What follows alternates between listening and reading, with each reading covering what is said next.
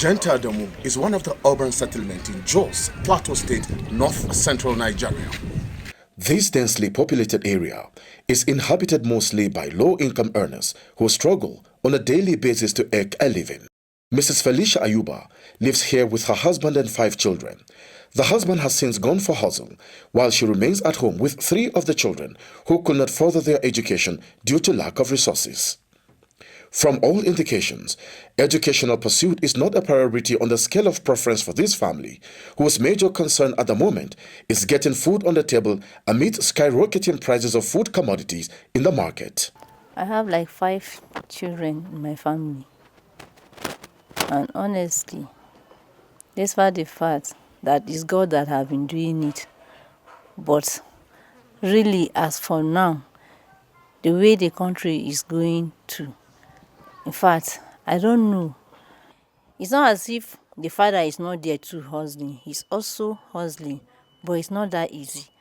And if I look at the way things are going, I'll ask myself, what about those that maybe is one hand compared to say that a widow? How is she coping due to the situation of the country now? Come to talk about corn, not to talk of rice. Corn that normally is a poor man food, but the poor man cannot afford it again. The Ayubas are not the only family in Plateau State affected by what apparently has become a food crisis, worsened by rising inflation in Nigeria. For many residents, the rising cost of food items such as tomatoes, potatoes and carrots is an aberration for a state that produces vegetables in abundance. The situation is too bad. We are cultivating in our state, then we came to buy tomatoes in a rubber pent, 6,000 naira. What of those people that they are not cultivating it? Findings from a quick market survey in Jos shows that a bag of Irish potatoes, which was previously sold for between 15 to 20,000 naira, was recently sold for about 150,000 naira and above. It ranges from 47,000 to 50,000, from 50,000 to 70,000, from 70,000 to 100,000, from 100,000 to 180,000.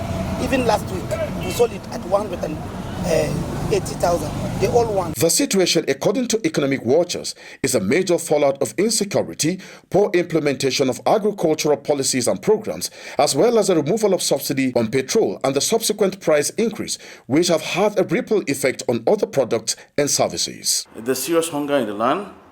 The economic policies of government are not really giving the desired outcome.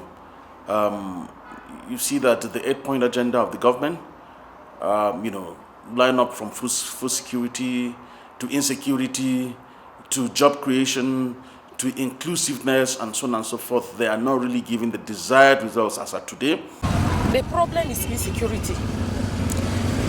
Had it been that there is no insecurity, people will go to the farm. They will use this local fertilizer, that is chicken dropping, the cow dung, and what of you. They can use it in order to cultivate. The government at the center and the subnationals are expected to speed up implementation of ongoing initiatives to tackle the current food crisis and reduce inflation in order to resonate hope of survival for indigent families such as the Ayubas, who are eagerly anticipating some relief in terms of economic hardship. The polls on the streets suggest that the people are not only hungry, but angry and frustrated. And unless the government takes urgent steps in addressing the rising cost of food commodities in the country, the rising cost of living in Nigeria will continue to deteriorate. Dan Kwada, AIT News, Jos.